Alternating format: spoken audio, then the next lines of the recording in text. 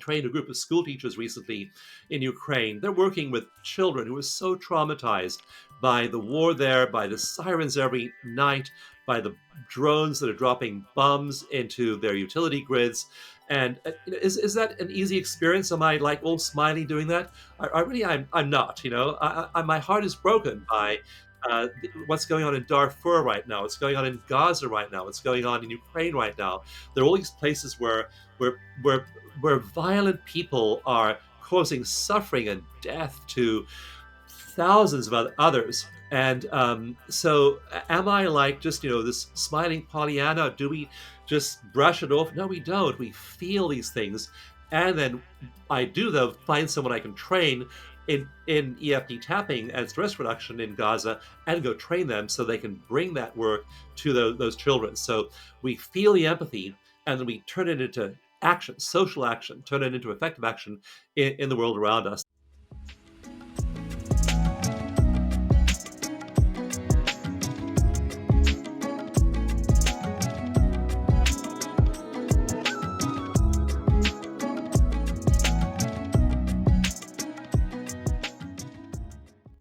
Welcome, everyone, to the Spiritual Forum. I'm so glad you're here. And I just want to thank everyone for tuning in, everyone for sharing the podcast with friends and family. This is a voice of hope, inspiration, and awakening in a world that loves to have hope and be inspired and awaken. Or at least there are some of us that do, and those of you are probably listening today. So thank you for being here. Thank you for supporting this podcast. And if you want to know anything more about what I'm doing, it's at thespiritualforum.org. You can also do thespiritualforum.org/retreat to learn about my October retreat this year at Unity Village. And you can also donate on that page if you feel moved, if you're benefiting from this podcast and want to give, that's where you can give. And I sure appreciate it. Thank you. Let me tell you about my amazing guest today, Dawson Church. He's a best-selling science writer and the author of Genie in Your Genes, Mind to Matter, and Bliss Brain. His latest book is titled Spiritual Intelligence, Activating the Four Circuits in the Awakened Brain. In 2007, Dawson established the National Institute for Integrative Healthcare, a nonprofit institution aimed at promoting evidence-based healing modalities. In 2010, he established EFT Universe to train professionals in evidence-based stress reduction methods such as meditation, emotional freedom techniques. He's also the founder of the Veteran Stress Solution, which has offered free PTSD treatment to over 22,000 veterans. There's so much more in Dawson Church's bio, and you'll have to go to his website, and I'll have a link for that. Those are just the three things that I picked out. He's also developed the Echo Meditation method to make meditation easy for novices. His most recent research focuses on self-transcendent experiences, such as those found in deep meditation and flow states. Welcome, Dawson. It is such a joy to be here with you. Thank you. And I would add that I've had a really wonderful life doing all that stuff. Yeah, yeah. I've had a wonderful life too. Yeah. Where are you? You're in California? Northern California. Then I spend about 3 months every year in Hawaii, mostly meditating, and then come back and spend the other 9 months working. So, yeah. Where in Hawaii? Kauai, the island of Kauai, and there's some Okay. amazing sacred places there. There's a sacred Wailua River, very sacred to the ancient Hawaiians, and then there are 5 temples around the mouth of the river.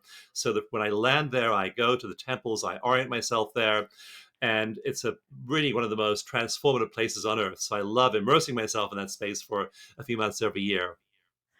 Well, lovely. I'm gonna have to look into that. So I went to Kauai in 1981. That was a long time ago.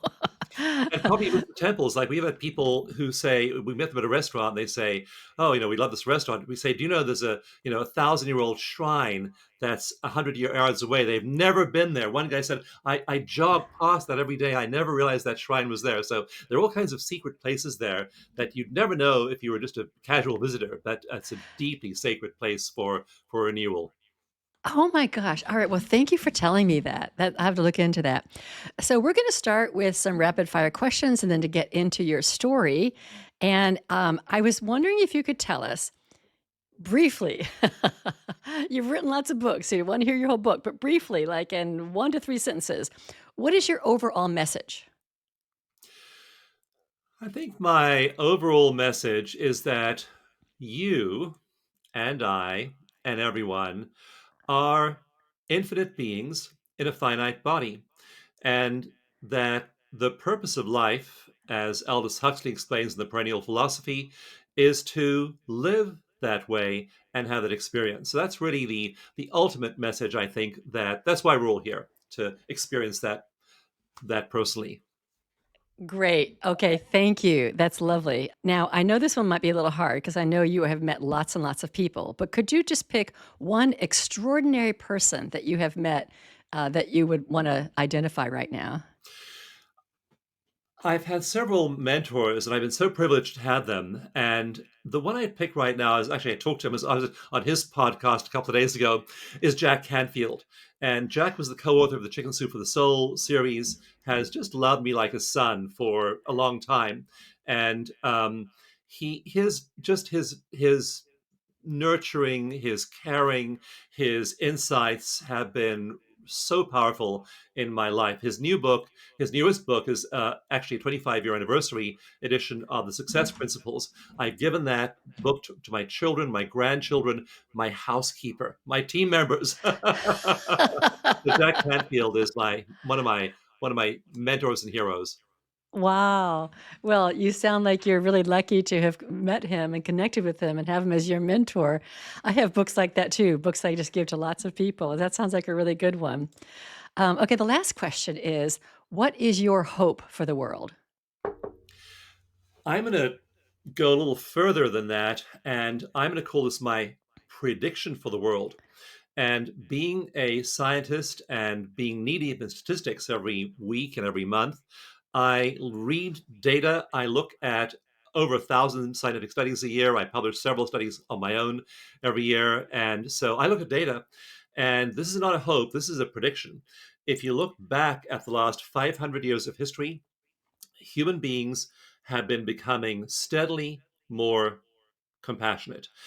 500 years ago, there was no democracy as we know today. Suddenly, there was this flowering of democracy. 500 years ago, the institution of slavery had been around ever since the dawn of time. We thought nothing of it. Suddenly, around 1800, it changed in many countries in the world simultaneously.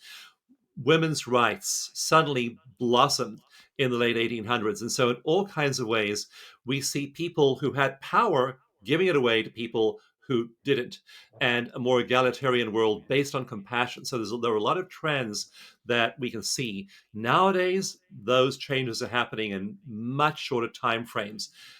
Approve legalization of gay marriage, legalization of marijuana, the resurgence of drug-based therapies, care about disabled people, care about animals. I mean, there are all kinds of ways in which human beings have been becoming more compassionate, even though we still are so distressed by all the wars, all the pollution, all of the strife we see around us. But the trend, you step back and read billions of pieces of data, like one is called the Global Development Index, and you see in the last 200 years it's been going upward, not straight upward. I mean, World War I, World War II, there are big interruptions, but generally speaking, the trend is upward. So my prediction is we're entering an era of unparalleled compassion in human behavior, and this is going to affect the entire global culture and society and the full trajectory of the planet. Okay, I love that. That's so exciting, and it's something to focus on because everyone focuses on what's wrong, what's missing, all of that. And you're saying this is the data. This is the real data. And if we just kind of looked at this is the real data, sometimes we just can't see that. So thank you for sharing that. Incidentally, the retreat that I mentioned that I lead at Leone Village, Missouri, it's the theme this year is Homo Ahimsa Rising. So we are like rising from Homo sapiens, the wise human, to the compassionate, nonviolent human. And anyway, that's I our theme. love it. Well, you're spot on there.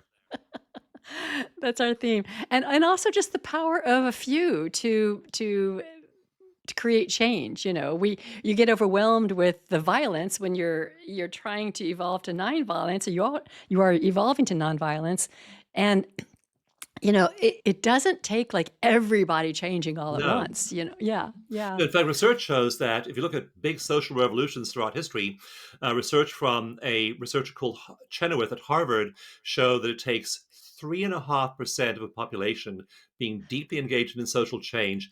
When that number is hit, that nonviolent protest or revolution never fails to succeed once you engage only 3.5% of the population. So it isn't half or even close to it. Yeah, well, I love that. It's not hope, it's a prediction. So that's really solid. That's really standing on knowing what is true. And as far as that, as far as that focus we all have on the negative, I mean, we just evolved that way. Our brains evolved in environment of threats, and so as our early ancestors were evolving 400,000 years ago, 100,000 years ago, you had to be so aware of the stuff around you that it was out there because it could kill you pretty easily. So our brains evolved to be hyper alert to anything that was wrong in our environment. Did our brains really care if we stopped to smell the roses? Not at Mm, all. So there was zero reward, zero benefit to smelling the roses or listening to the bird song, and there was 100% reward for being hyper alert to anything going wrong in our environment because there were all these threats. So our brains just evolved that way. That's the brains we inherit, and our job as that compassionate human is now that we don't have those hostile tribes ready to break over the borders of our villages anymore, and we don't have all these wild animals attacking us. Now is our time to start to reverse that tendency of our brain, that negativity bias every brain has in it. And the good news is that science is just showing us super clearly with both animal experiments, human experiments, social trends, that we are actually learning to reprogram our brains away from that survival thinking and that negativity bias. We can change our brains when we change our minds. As we change our minds and change our behaviors, our brains literally start to change. In one study I did, we put people in MRIs. Within 30 days, their brains were anatomically and structurally and functionally different. So we can change our brains in only a month using the meditation methods that we now know are so effective and using things like EFT tapping. All of these methods are really effective and they don't take 10,000 hours, 10,000 lifetimes, if you believe the Bhagavad Gita. We can do them in just 30 days. We can make a good start. See, that is really, really encouraging. I'm trying to remember what you called that. You called it caveman brain, right? Caveman brain. Amen, brain. Yeah, caveman brain and evolving to bliss brain.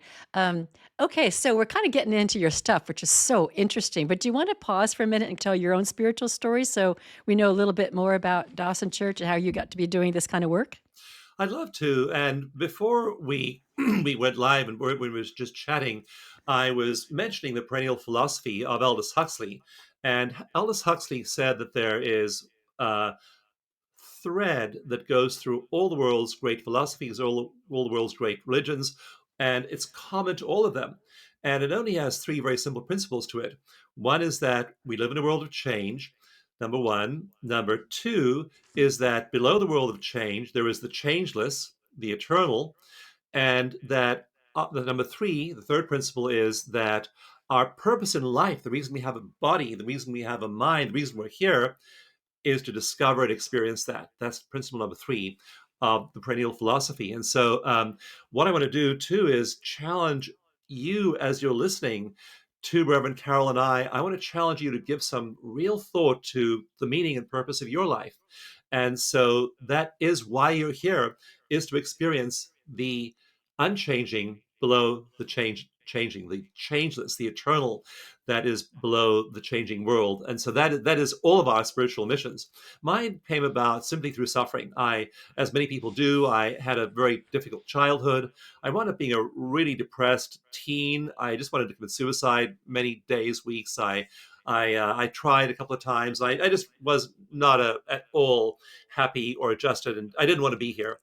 And one day, I was just laying on my bed in my room in utter despair, just absolutely rock bottom. And suddenly I found myself floating in space. I found my consciousness out there in the universe, and there were stars, and there were planets, and there was the darkness of space all around me. And I was simply I had an out of body experience. Research shows that virtually everybody has out of body experiences. There are, of course, near death experiences, which are when people are often challenged medically or physiologically. But out of body experiences often happen out of the blue, like they happened to me when I was 15 years old. And when I found myself floating in the universe like that, I realized I felt the nature and structure of the universe, and it was love. It was consciousness, it was love. And even though I snapped back into my body a little while later and had the same miserable life I'd had before, I never forgot that moment. And that really pulled me into spirituality. I went and joined a spiritual community that same year when I was 15. I spent many, many years living communally and focusing on spiritual growth, learning the principles of the perennial philosophy. Eventually, when I discovered that there was a lot of abuse going on in that spiritual group, and there's a lot of abuse and all kinds of weird stuff at a lot of spiritual groups, mine wasn't out of the norm. I got into psychology, especially Gestalt therapy, and I really focused on what psychology could teach us about things like the negativity bias and why we had this persistent focus on negativity. I try to break it myself so often. I try and think positively. I try and change my mind. And it's futile. You say, I'm sucked into this negative thought. I need to think positively. So I'll think about a positive thing. And a moment later, you're sucked back into the negativity. Yes. And that's the way our brains are wired. Our brains are wired to pay attention to what might hurt us, and they're not wired at all to smell the roses. So it's just a matter of your physiology. It's not that you're a bad person, it's not that you're a failure at positive thinking. It's simply a function of your anatomy and of your evolutionary past. So I then began to focus when I was in my 40s on energy therapies. And that's when I began to find I got traction over that negative thinking. I was meditating every single day. And what I found was that meditation really was a path for me, and then EFT tapping. Doing EFT, which is basically pressure on acupuncture points, I began to shift. I then began to assemble research teams to actually do scientific studies on EFT, and that wound up to the breakthrough of discovering that in 6 1-hour sessions, we can take a Rwanda Holocaust victim. We can take a school shooting victim. We can work with a person who is traumatized by the Afghanistan or Iraq wars. And in 6 1-hour sessions, their nightmares are gone, their flashbacks are gone, their hypervigilance is gone. And so, with these therapies, I began to approach the VA. I eventually testified before 2 congressional committees.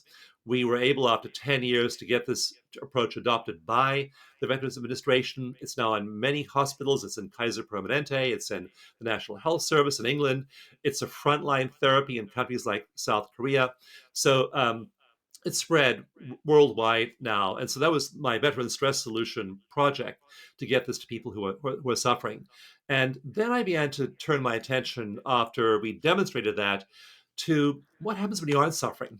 When you aren't suffering, you move to transcendent states. And I found myself in elevated states as I was practicing some of these ancient techniques. And I found myself there in particular in 2018, because in 2017, near the end of the year, um, my wife and I were involved in a shattering event, which was that she woke me one night. She said, something's really wrong. Wake up. And I looked outside, ran outside. There was a wildfire sweeping toward our home in California.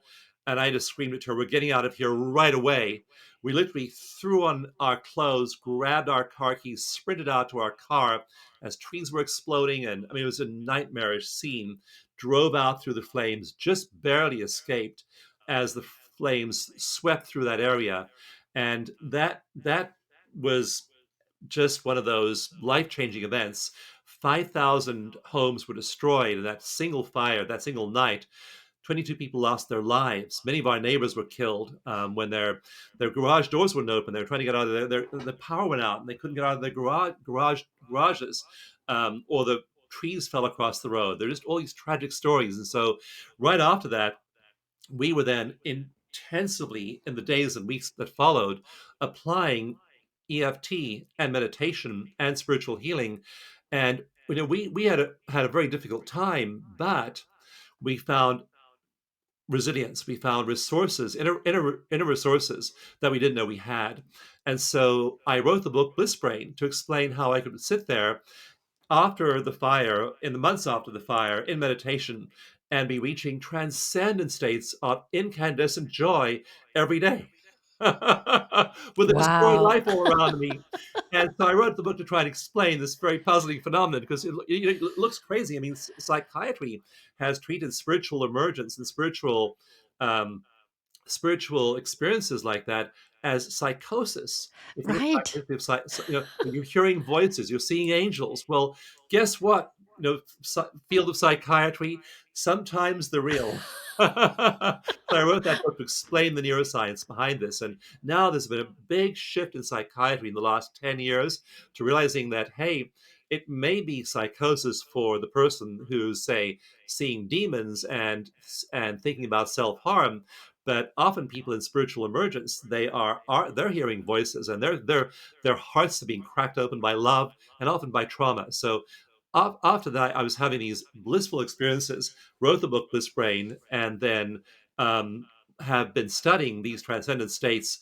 And the astonishing finding of neuroscience is that everybody has the brain machinery, the actual hardware in their brain to experience them. For most people, it's just suppressed by stress, it's not turned on. But that capacity for spiritual intelligence is there for everybody. So now my mission is to spark a conversation about spiritual intelligence, show how it's neurologically based, and how we can bring it into prisons and into therapy, into schools. There's a lot of spiritual intelligence now happening in schools. There are tons of projects in prisons. In the workplace, we're finding now it makes people dramatically more creative and productive and improves relationships, families, marriages, all kinds of places benefit from spiritual intelligence. So that's my current desire, is to spark a global social cultural conversation about this phenomenon, which I call spiritual intelligence. Well, let's do that. I'm on board. Um, can you define for everybody what spiritual intelligence is? Very simply, it's the ability of our individual consciousness to interact with universal consciousness. And in an earlier book I wrote called Mind to Matter, I show all the evidence, all the scientific evidence for the proposition that we live in a conscious universe. And there's very good evidence from hard science. This isn't just like a woo woo concept. This is like particle physics. This is like Raman spectrography. There are all these studies showing that we live in a conscious universe, and it shows that our individual consciousness literally has the ability to connect and change things in the universe around us. So that book, really based on 400 studies, lays the groundwork for that proposition. And in spiritual intelligence, I focus on the neural machinery we have in our brains. It was discovered in the late 1990s, and now neuroscientists have really developed this knowledge. We have four circuits, and together they dance together as what's called the Enlightenment network in our brains. It's in everyone's brain, but in people who really develop it, who meditate, who are compassionate, who are loving, who are kind, who enter these elevated states, we find in their profiles of their brains that those parts of the brain are highly active, and they grow, they get bigger. Just like you're working on a muscle and it gets bigger, the Enlightenment network grows. So, spiritual intelligence is the ability to turn on that Enlightenment network and have this connection, like Rumi when he wrote his poetry, or Mary Oliver's poetry is so beautifully eloquent sometimes when she's having these amazing experiences. St. Francis, these saints from every tradition that were in these ecstatic states. We find that everybody has that neural machinery, and we're able to literally have, as an individual consciousness, this union. It's called non-duality, non-dual oneness with the all that is. And when we do that, when we plug into that great universal consciousness, all kinds of amazing things happen in our local consciousness and in our bodies. So, just very simply, it's the ability, spiritual intelligence is the ability of individual local consciousness to interact with non local infinite consciousness. Yeah, and you say it is independent of religion or Yeah, theology. yeah, yeah. It is. I mean, every religion has some. Religions got their start usually in one person's mystical experience. And what you find is that even though the religions look so different, I mean, Hinduism has thousands of gods, Christianity is a monotheistic religion, Buddhism, no God at all. I mean, how can all these be the same underlying? But again, they all share those three propositions of the perennial philosophy. And they all got going with, like the Buddha under the Bodhi tree. And he had that enlightenment experience. And when he emerged the next day, his friends around him, there were 15 of them, looked at him. They were like, they could tell he had utterly changed. They said to him, "Are you God?" And he said, "No, I am awake." He had mystical experience. Jesus went 40 days in the wilderness, Yeah. came out, began his public ministry. He had that mystical experience. Muhammad had his night journey where the angel Gabriel took him to all the layers, all the seven levels of heaven. So these founders of these religions had these mystical experiences where they touched that great non-local consciousness, then came down and tried to explain it to the people around them. And that's why those times in which they were explaining it were so different. The India of Buddha 2,500 years ago is very different from the Palestine of Jesus 2,000 years ago, or the other later and earlier saints and teachers. So the traditions look very different, but at the core, that experience is the same. That's why the third part of the perennial philosophy is having the experience. It's not believing the theology. The theology, you can use any theology you like to get there. It's actually coming to one with that infinite consciousness. Yeah, and I think that we often try to replicate somebody else's spiritual awakening. And, like, it worked for you, but it's not working for me, or, like, how you got there ought to be how I can get there. And there's kind of a problem with that, right? There is, because we're very different in the way we process information. Some people, for example, are highly somatic. And so for them, sitting on a meditation couch is like torture. They want to move. So there's walking meditation for them, there's yoga for them. About two-thirds of people who do yoga regularly have mystical experiences because they're moving. It's a moving meditation. Qigong, a moving meditation. For other people, they can sit there for hours with intense focus. Other people need a mantra. Other people need to focus on the breath. So there are many, many different ways you can do it. And in my books, I talk about 7 different styles of meditation. I recommend you try out all 7 and then pick the one that works for you. And it might not be different, might not be the same as one that works for your neighbor, but pick the one that works for you. They do, though, all have commonalities to them. They all lead you to this felt sense in your body of that connection. It's not like the old medieval mystics getting out of the body and into this dissociative state where you're somewhere else. I mean, that was really what the medieval mystics were trying to do. They were trying to get out of the body, and the ancient Eastern mystics as well. They talk about the body being a sack of filth and getting Oh, yeah. getting out of it.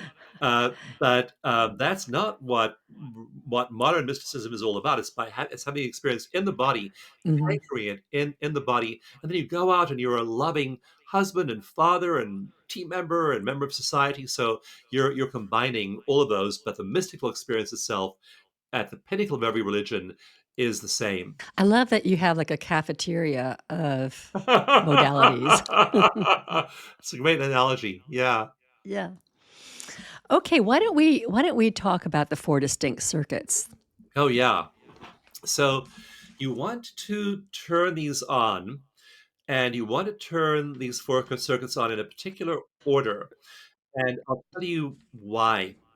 So, again, these are circuits that neuroscientists with MRIs measure in your brain. They aren't imaginary. There are diagrams of them in medical and neuroscience textbooks, okay? And there are simplified diagrams in my book, Spiritual Intelligence. You'll find them in chapter 1. And that's the incredible incredible discovery is that spiritual intelligence is neurological. And as you develop these circuits, which you can do very, very quickly, again, in under 30 days, we see radical change in the brain when you start doing this. So you can grow them just the way you work on a muscle. So the first of the four circuits that we recommend you focus on developing is the emotion regulation circuit, where you regulate your emotions.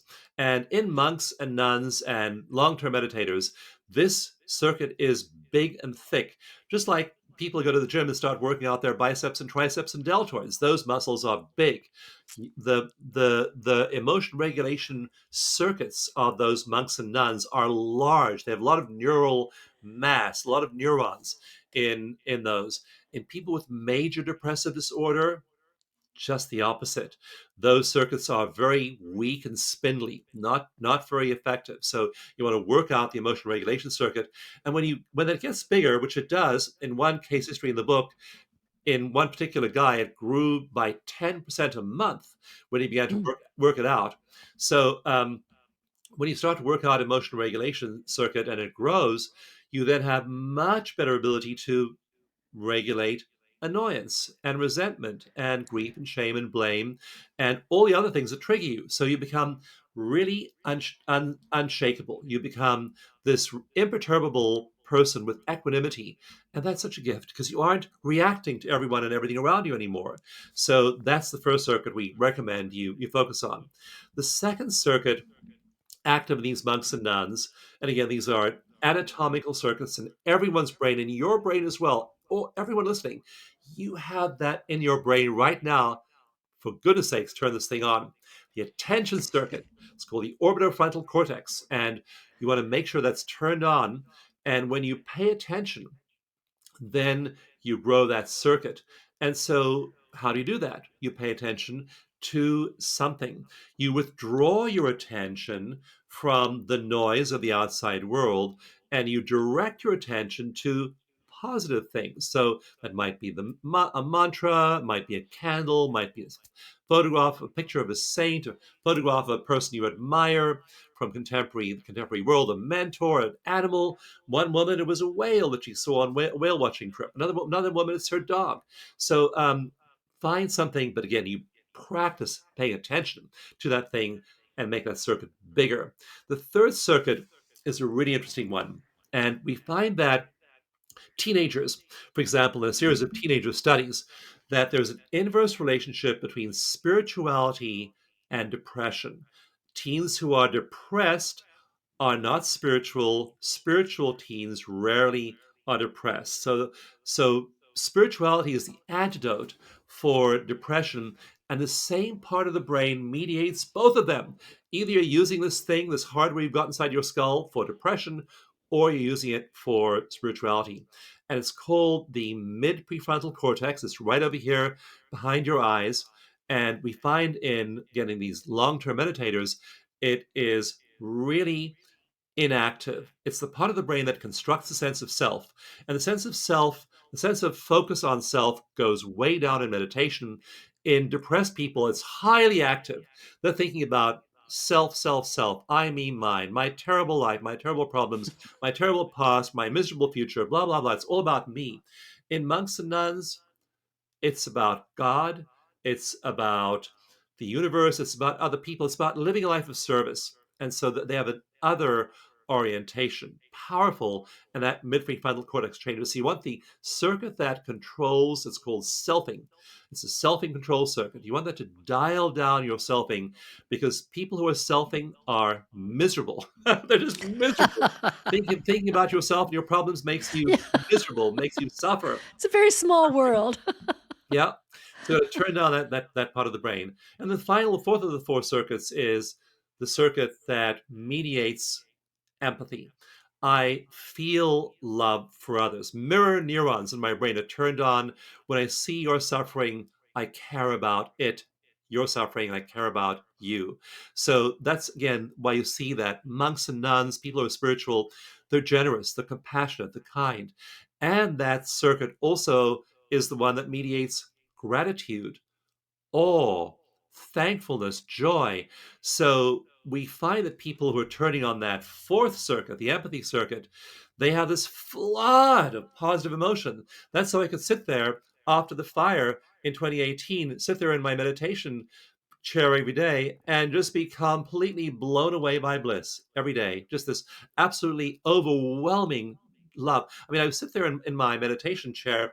I would just weep sometimes with all the love and joy just pouring out of that universal consciousness into my local awareness. So you feel love. You're never lonely. You're never alone. You're never struggling on your own because you feel the resources of the universe are there for you. So that's the fourth circuit that turns on. And those four circuits together are the Enlightenment network. And when that thing is on, you just have a dramatically better life and it grows. And that suppresses your suffering on an ongoing basis. And suddenly things begin to change around you, inside you, around you, and eventually in your body. And the long term health effects of this are enormous. We're finding in some longitudinal studies doing this confers over 20 years greater lifespan than sitting there in suffering. Wow. Okay, so I've got a couple questions for you on this. I am connected with a lot of people who really activate their empathy, but they suffer. So something's missing there. Like the empathy causes them to suffer. Like I feel everyone's pain. I feel the pain of the animals and the unfortunate people and Yeah. all that. And so they go into suffering. And I'm wondering what's happening there. It looks like they're maybe in need to go back to the selfing control Oh, and the attention. So so what I'm wondering is, can the empathy circuit be on and the other ones not be on, and that's what's causing that suffering when you empathize? yeah. And many highly sensitive people, and I know because I am one, and most people in ministry or in healthcare are highly sensitive people, and they can be dramatically affected by the suffering of others. What we find, though, in the brains of these monks and nuns is that one of the paradoxes is their empathy circuit's very active and it's actually more active than the average human being. So when they see suffering, when they for example, in one lab experiment that's done pretty often, they're hooked up to an EEG, and then a recording of a child crying is played in another room in the same building, and they hear the child crying. Their empathy circuit turns on quicker than the average person. So they're getting triggered more than the average human brain. But immediately, brain activity shifts into a part of the brain called the task positive network. And I explained all about this task positive network in chapter one of spiritual intelligence. And so they're now focused on a task, i.e., how can I help? I was so really devastated by the suffering of veterans with PTSD.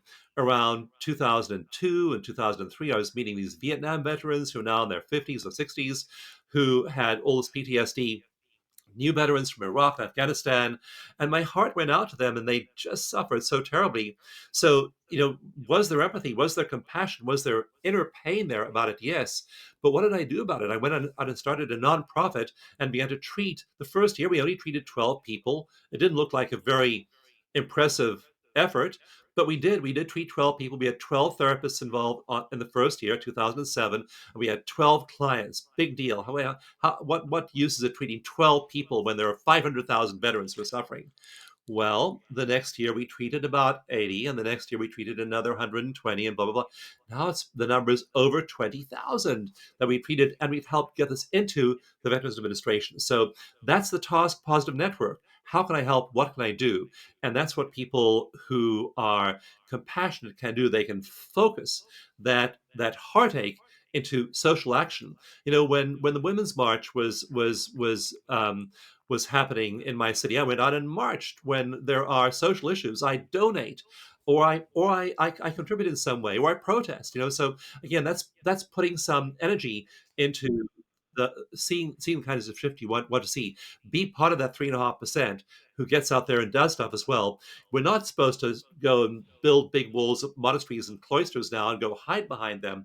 We need to be out there making the world a better place. So that task positive network needs to be turned on. By all means, feel empathy. Now go and turn that into action. Look at Gandhi. He did ahimsa, nonviolent action, but he changed an empire. And I say to people, think back to the 1950s. What was the name of the person who ruled India in 1950 when Gandhi was active? And no one can tell me. I say, give me the name. Who was the ruler of Italy when St. Francis of Assisi was doing his wonderful work with the poor, and St. Clare was working with him, and no one has any clue. Who was the ruler of Spain when St. Teresa was doing her wonderful work? No one knows. Nobody knows the names of any of these kings, presidents, potentates, rulers, but they know who St. Francis of Assisi was. They know who Rumi was. So these are the people who are making a difference, and we want to be those people. Move our empathy, move our compassion into action, and do those things that make a difference in our world. There are all these problems. There's climate change. There's income inequality. There's gender inequality. There is animal abuse. There are all these things we need to be paying attention to. Species extinction. The list is a very long one, and so it needs not people who are just saying, "Oh, I'm going to go space out there and enter Bliss Brain and have a good time by myself." You can certainly do that for an hour every morning. I recommend that, but then Then get in action. in action. Yeah, and I'm That's thinking right. that even if you're feeling the suffering of another, and let's just say like today, I can't build a nonprofit. I can start, but if I do anything that's moving towards a positive world and using my heart and being in action in some way, I think lifts us up. So I may not be able to get all of these, like you said, all these veterans help or the animals help right now. I can do something small or large today, and I think that's really has to be very helpful. Yeah, and the research shows that people who are doing small things today, minor things affect those around them. Happiness research shows that if you're happy, you affect your neighbor. Your neighbor is 34% more likely to be happy if you're happy. Their neighbor is about 15% more likely to be happy, and you don't even know their neighbor. And their neighbor, who you definitely don't know, is 6% more likely to be happy. So happiness research shows that you can help other people. My daughter, when she was 12 years old, I remember coming home from school today one day, and I said, "Donnie, what happened in school?" She said, "Oh, nothing." 12 years old. I mean, nothing. Not very. So we had to ask her. I said, darling, when you when you woke up this morning, you ran into the kitchen where I was making breakfast, and you said, "You're the best daddy in the world," and that made me smile, made my day so much better. So she was, "Oh, okay," and I began to ask her questions. And it turned out, I gave her lunch. Turned out one of her friends hadn't brought lunch, so she shared her lunch with somebody else. And there was another girl who was being bullied, and she told the girl who was the bully, she said, "If you keep on being mean to Kristen, I won't be your friend anymore." So Good for she her. brought, at 12 years old, no money, no nonprofit, no Yeah, right, 501c3. right, right. Yeah, she's impacting the consciousness of the whole world. Yeah. That's what I tell people too. I'm in the animal suffering business a lot. I mean, I'm in that social group, and I tell people it's like we can help, even though it seems overwhelming because the world is really, really blind to the plight of animals. Even if seems overwhelming, we help the animals and everyone by raising our own consciousness and finding joy in life. It doesn't help them for us to suffer and just sit there and be empathetic and suffer with them. It helps if we can find our joy in spite of what's going on around us. And that I think that, like you say, I'd love to see that research that if it impacts your neighbor and your neighbor's neighbor and your neighbor's neighbor. And it really is real stuff. We don't always have to use our voice. We don't always have to give money, although that's all good. But just being joyful or the bliss impacts everybody. Yeah, and there are so many social trends now that are positive. So you think about things like slavery that was abolished only 200 years ago. You think about things like women's suffrage, about 100 years old, 120 years old. We've changed the society. We've changed all these patterns. And when you think about animals, for example, I have a long list in spiritual intelligence of all the ways which we as a human species have become dramatically more compassionate just in the last couple of decades. And I Mhm. mentioned things like gay rights, gay marriage. I mentioned things like animal rights. Um, in California, where I live part time, there was a real mockery of the California Safe Eggs Act when it was first enacted by the legislature that mandated good conditions for chickens, minimum standards for chickens, for the well-being of chickens. But now, like, it's caught on worldwide. So I remember when I was a kid, not that long ago, your dog got sick, you took it to the vet, and it was got put down, got euthanized. Now people go to the vet, and the bill is $30,000, and they take out a loan to pay it. Yeah, Animal rights. So yeah, I've got all a kinds of dog that ways. had two back knee surgeries. That's a $10,000 Yeah. dog. And back then, when I was a kid, I mean, what's Yeah. the movie Old Yeller, which you may remember if Yeah. you're 60 or Oh above, and gosh. like the dog got Yeah. rabies, and they put a gun to its Yeah. head and pull the trigger. So I mean, the world is changing a lot in all kinds of ways like this. And you read that there's a long list and a whole page in Spiritual Intelligence near the end. I think chapter 4. It shows we're becoming a much more compassionate society, despite all the negative headlines you read. Yeah, and that's a good thing to focus on because it can seem overwhelming that change seems to be going slowly. But when you look at the whole history of humanity, Yeah. it's pretty rapid. And I think eventually we will see animals for who they are, not for how we can use them. To me, that's my prediction. That's my expectation that we'll coexist and live in love with everybody, harmony. So going back to the four distinct circuits, you might have said this, but what is it that a person's actually supposed to do to activate these circuits? Is this your meditation that you've done, or is there some other work that they're supposed to do, or is it just being aware of this and being reflective and looking at ourselves? Yeah, that's a great question. And what I have at the end of each chapter of Spiritual Intelligence, and all my other books too, is I have things called extended play resources. So you get to the end of a chapter, and you can then go on a website and download these free. And it's things like videos that show you how to engage each of those circuits. It's free meditations that literally engage them one after the other. So there are all of these resources to make this practical. There are also a lot of journaling exercises, because journaling is a way of becoming self-aware. So I want you to read the book, and all my books are like this, but Spiritual Intelligence even more so, that you read it with engagement. And we find people, this isn't the kind of book which people like look at and then put away, put down. The book is also full of stories. It's not just a neuroscience book. It's full, like the very first story, the very first chapter is a story of a man called Anthony Ray Hinton, who was wrongly convicted of murder in Alabama, and he was put away by a racist district attorney in solitary confinement for 30 years. And even though many people petitioned for the review of his case, the Alabama Attorney General turned down those requests for 15 years and kept him locked up. And his cell was 5 feet by 7 feet. He was allowed 1 hour of exercise a day. So, inhuman punishment, and yet in the middle of that situation, he found love, he expressed kindness, he mentored other prisoners. Eventually his prison guards were petitioning the governor to set him free. They said this man could never have committed murder.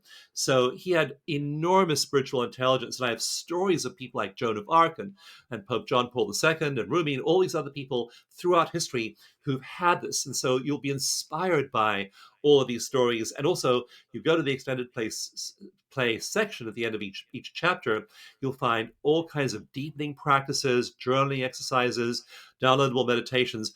I want you to apply this in your life. People, when they get my books, they read them all the way through. Very few people can put one of these books down. They're meant to be so engaging that you can't set the book down. And we find that, like, I wrote The Genie in Your Genes 20 years ago.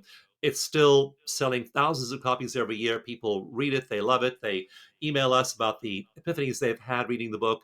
So we want you to engage with spiritual intelligence and develop your spiritual intelligence and become a missionary for the whole idea of spiritual intelligence in your school and your workplace, the places you volunteer, your family, everywhere around you, because this is a concept, this is a an idea whose time has come, which will be utterly transformative for our society as people are applying this. So we want you not just to have those mystical experiences and feel your individual consciousness one with all of consciousness.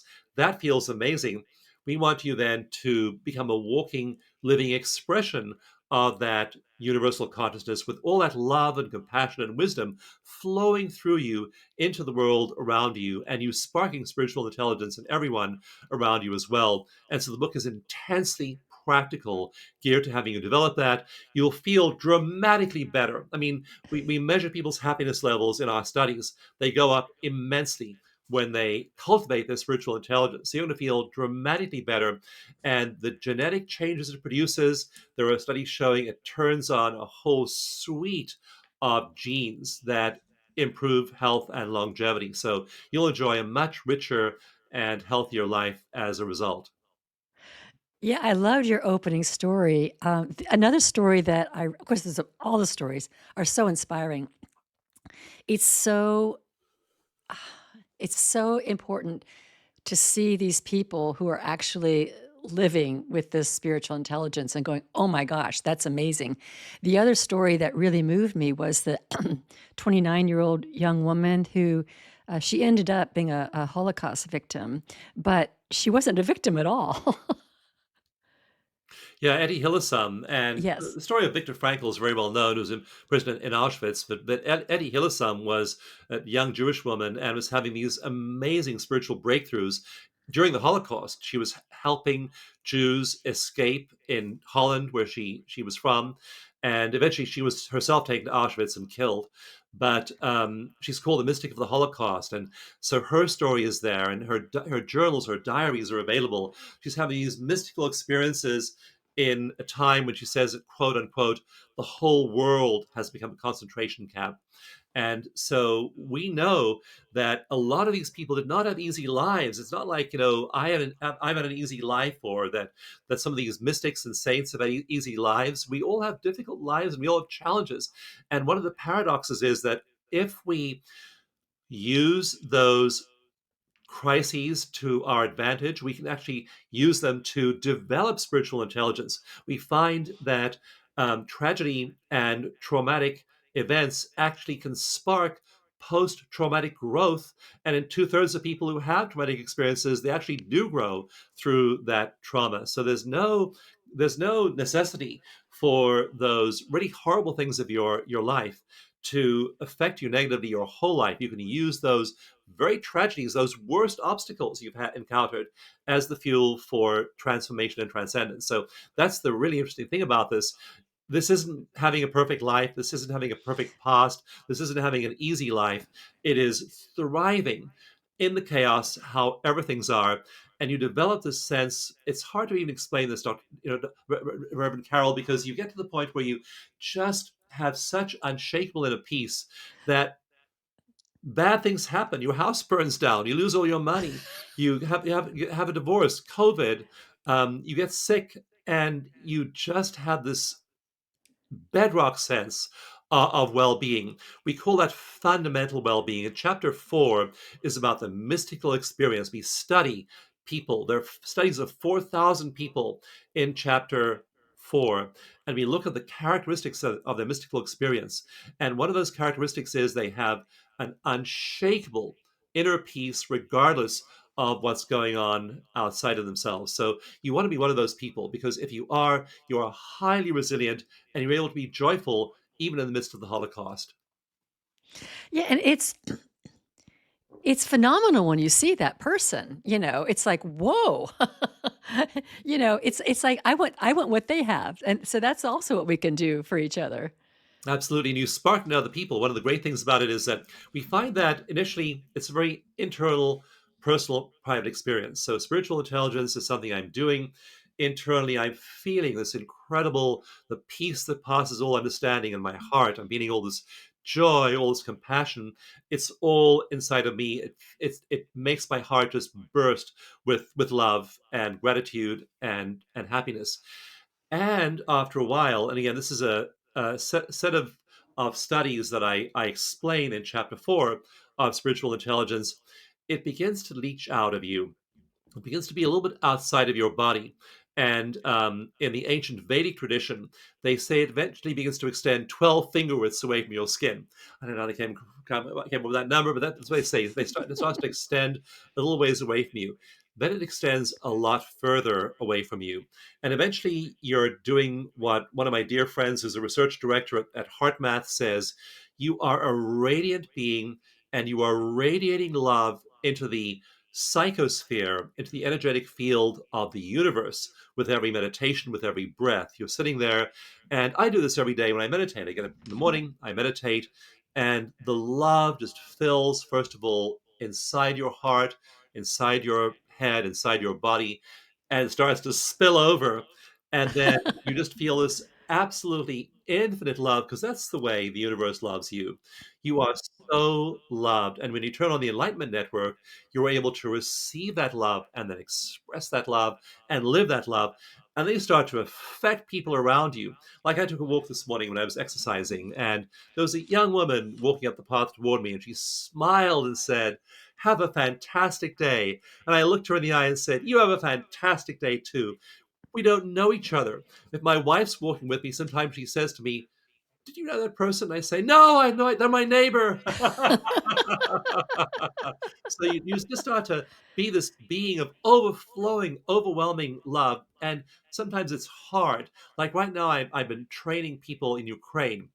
I trained a group of school teachers recently in Ukraine. They're working with children who are so traumatized by the war there, by the sirens every night, by the drones that are dropping bombs into their utility grids. And is that an easy experience? Am I like all smiley doing that? I really, I'm not. My heart is broken Hmm. by Hmm. what's going on in Darfur right now. What's going on in Gaza right now. What's going on in Ukraine right now. There are all these places where where where violent people are causing suffering and death to thousands of others. And so, am I like just this smiling Pollyanna? Do we just brush it off? No, we don't. We feel these things, and then I do though find someone I can train in EFT tapping and stress reduction in Gaza, and go train them so they can bring that work to those children. So we feel the empathy, and then we turn it into action, social action, turn it into effective action in the world around us. That's what I think the world is calling for: people who are lit up this way, who are incandescent, full of love, full of joy, full of gratitude, and then letting that move through you into whether it's just the person you smile at on the walking path or the social action you take. Whatever you do, you will find yourself very naturally being this fountain of love, and then it's affecting your body. In my research, it's affecting your genes. Genes are being turned on. All kinds of cell metabolism genes, longevity genes, cancer suppression genes are literally being upregulated by this kind of thing. So you wind up having a much better physical life as well as a much better spiritual life. And it's radically different from the way you may have been before. And it's just as simple as turning on that Enlightenment network to produce these kinds of change. Yeah, as you're talking, I was thinking about,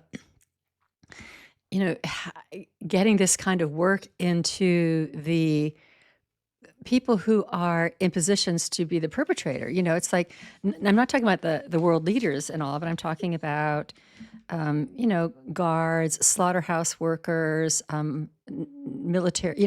Who there have to be people who are following orders, or they're in very violent jobs that I think once they have this kind of awareness or awakening, they would lay down the weapons. Absolutely. Read about the Great Christmas Truce of 1914 in World War One. And what Yes. happened is that Yes. someone in the Silent German Night. trenches began to sing Stille Nacht, Heilige Nacht. Yeah. And then someone in the British trenches began to sing Silent Night, Holy Night. We recognize that one. Within a few minutes, they were all out of their trenches, cutting through the barbed wire to exchange cigarettes and rum and play cards and sing Christmas carols together. Yeah, I know. So there it is. Wow.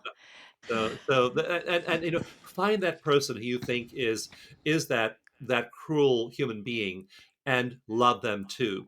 And Yes. I challenge people in the book. to find the people who trigger you the most, find the politician, find the warmonger, find the person in the world who to you represents the worst in humankind, find the person in your community, and then just love them. And it's hard.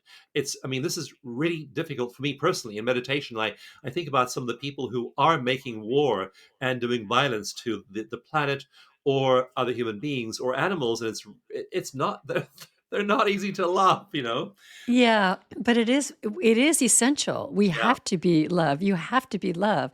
And that's what's so important in any social action movement. You have to nonviolence and universal love is the way to be effective. Nonviolence and universal love, and that means excluding nobody. And so Right. find that, Excluding yeah, nobody. Right. yeah, find the person Excluding who triggers you. nobody. They are your Yeah. spiritual teacher. Yeah. Yeah. All right, so we're getting close to our hour. A couple things that I wanted to make sure that we're really clear on is this is a quote I got from your book: "Biology is the foundation. Using your biology gets you there much faster than your mind." And I know you've kind of touched on that, but I think that's a really, really important point. As I shared before, or maybe I shared during the recording, I can't remember. But I think this is why so many people who try to control their mind, this is one of the unity teachings. This is one of the unity teachings, change your thoughts, change your mind. And okay, you can do that for a while, but people keep coming back with the same problems. The same problems keep because we're not paying attention to the biology. And this is this really huge key of the human body. It is a critical one, and that's why most meditation doesn't work. When I was at 15-year-old, I went and lived in a spiritual community, and they said, "Oh, meditation's easy. Close your eyes, still your mind." It's like, still my mind. I close my eyes, and suddenly I'm thinking about all the trauma in my life. So that doesn't work. You got to do something physiological, and so you'll find physiologically based meditations in those extended play resources in the book, and you want to make sure you're grounding everything you do in your physiology. Just doing something mental is highly unlikely to shift you. You try and control the mind. Trying to control the mind with the mind is almost impossible. You have to get Right. it into the body. And the good news is if you have a good physiologically body-based meditation system like I teach in the book, then your mind actually can do its own thing. I can never really still my mind fully, but if my body is calm and I'm embodying my spirituality, then even though my mind may be a little bit, scattered and distracted, I still have a really great meditation. So you've got to anchor these things in your body, anchor love in your body, anchor compassion in your body, bring these things into your heart. And our minds are trying to think their way through life, but your intuition and love and your higher power, these are not things that they can't be grasped by your mind. They can certainly be felt by your heart, and they can certainly be nurtured inside your body. So I always focus, even every eco meditation track in the book, the end of it begins with your body by grounding with your breath, and then it ends with grounding and your body and breath. Because one of the issues with spirituality is that doing the things in the book, people can get really far out there. And I know I've been out to the edges of the cosmos doing some of these practices, and if you read, some of the ancient Vedic texts, ancient scriptures, you can really move to extraordinary states of consciousness, which are very pleasurable, and they're remarkable to be in those states. And then you absolutely have to ground yourself. A few times when I was learning all this stuff many years ago, I didn't ground myself, and then I would not be meshing well with the physical world. So you have to bring it all back, and then you still have to mesh well with the physical world. You have to take care of your children and grandchildren and your own body, your finances, and then the world around you. So yeah, it's highly body based. Yeah, that's something that I really it was kind of an aha moment. I knew that the body was key, but it really helped me understand why you can't control the mind with the mind. It's such a funny thing the way you put it. Yeah, You it's like that can't old control the story that mind with the mind. don't think of a pink elephant, and say now don't think of a pink Right, elephant. right, Really don't yeah. think whatever you think of anything else, but not a pink elephant. Like Pink elephant, pink elephant. I've got a blue elephant behind me. Yeah. So your echo meditation method, I do want to just say, I before we had this session together, I wanted to do it. It's something that you offer. It's on YouTube. It's like 22 minutes or something like that, and I really thought it was really great, and I'm going to kind of put that into my own daily meditation practice. There's a method to the approach that you're taking to help people go through these steps, and so we'll have a link to that in the show notes as well. So I want to thank you for that. I go Do a you little have bit any? further. I would say do it for 30 days because in that Okay, study where we found brain change, they did it for 30 days. After 30 days, we found structural changes in the brains of those people. So, okay.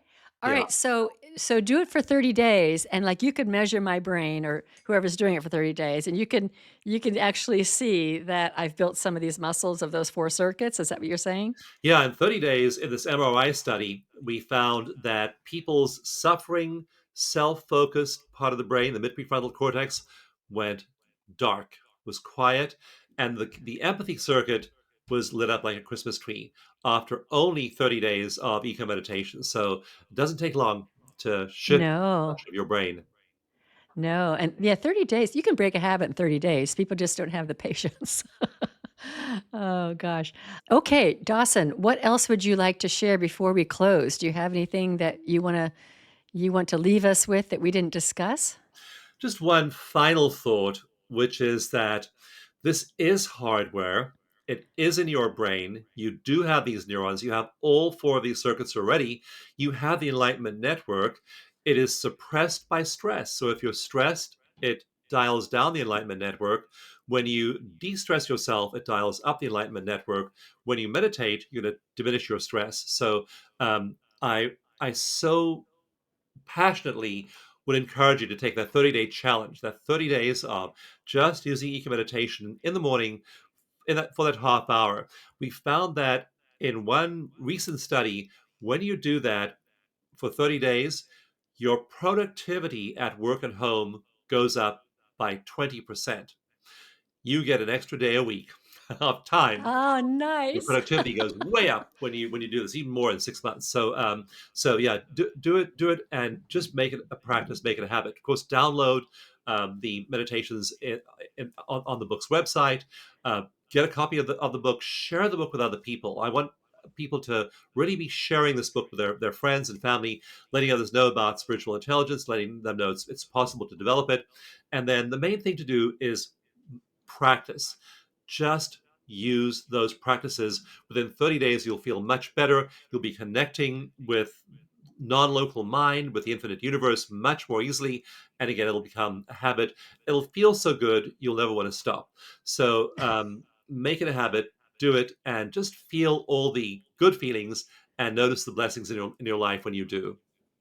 Oh, you are a gift to the world. Thank you so much for all that you've done, and I'm gonna take the 30-day challenge. I'm Okay. excited about that.